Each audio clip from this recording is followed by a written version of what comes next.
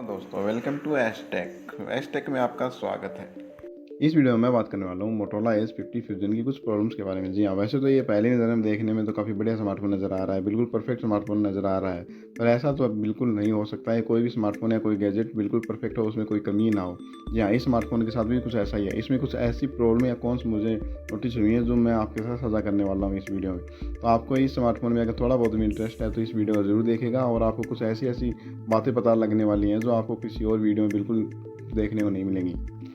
और इस स्मार्टफोन के फीचर्स प्राइस वगैरह बताकर आपका टाइम ख़राब करने वाला हूँ नहीं। अगर आपको इसके बारे में कोई भी जानकारी लेनी है तो अपनी वीडियो पॉज कर लीजिएगा, वहाँ पर आपको सारी जानकारी देखने को मिल जाएगी। तो हम सीधे बात करते हैं मोटोरोला Edge50 फ्यूजन की कुछ प्रॉब्लम्स की जो मुझे स्मार्टफोन में नोटिस हुई। तो देखिए, सबसे पहली जो प्रॉब्लम मुझे स्मार्टफोन में नोटिस हुई वो इसका कर्व डिस्प्ले। जी हाँ, वैसे तो इसका डिस्प्ले काफ़ी बढ़िया है, एमोलेड डिस्प्ले है, 144 हर्ट्ज की रिफ्रेश रेट के साथ आता है। तो इसमें मेरे हिसाब से एक्सीडेंटल टच की प्रॉब्लम बहुत ज़्यादा देखने को मिलती है। जी हाँ, इसमें आपको कर्व डिस्प्ले देखने को मिलती है, जिस कारण इसमें आपको एक्सीडेंटल टच देखने को मिलते हैं। खास करके आप गेमिंग वगैरह करेंगे उस समय ये दिक्कत आपको बहुत ज़्यादा आएगी। तो मेरे हिसाब से स्मार्टफोन में एक्सीडेंटल टच के ऊपर कुछ काम करना चाहिए कंपनी को, इसमें बहुत ज़्यादा देखने को मिलती है।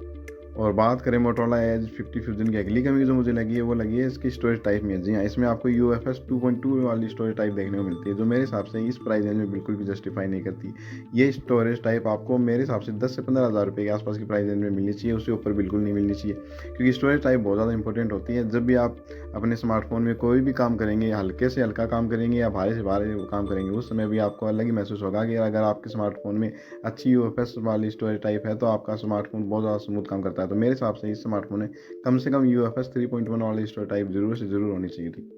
और बात करें मोटोरोला Edge50 फ्यूजन की अगली कमी जो मुझे लगी है वो लगी है इसका वीक प्रोसेसर। जी हाँ, इसमें आपको क्वालकॉम स्नैपड्रैगन 7 Gen 2 वाला प्रोसेसर देखने को मिलता है, जो मेरे हिसाब से इस प्राइस रेंज में जस्टिफाई नहीं करता। हाँ, ओवरऑल स्मार्टफोन के हिसाब से ये प्रोसेसर काफ़ी अच्छा है, काफ़ी बढ़िया परफॉर्म कर देता है, पर हैवी टास्क में ये प्रोसेसर आपको निराश करेगा। जी हाँ, इसका आप एंथुतु बेंचमार्क देखें तो आपको 5.5 लाख से लगभग 6 लाख के आसपास देखने को मिलेगा, जो मेरे हिसाब से इस प्राइस रेंज में थोड़ा कम है। हाँ, आप हैवी टास्क नहीं करेंगे, नॉर्मल टास्क करेंगे तो आपको परेशानी नहीं होगी, पर आप जैसे हैवी टास्क करेंगे या गेमिंग वगैरह करना चाहेंगे तो इस स्मार्टफोन में आपको परेशानी होने वाली है। एक तो इसमें आपको एक्सीडेंट टच देखने को मिलेंगे, ऊपर से इसकी परफॉर्मेंस आपको उतनी अच्छी देखने को नहीं मिलेगी जितनी इस प्राइस रेंज में आनी चाहिए, क्योंकि इसका प्रोसेसर भी थोड़ी वीक है।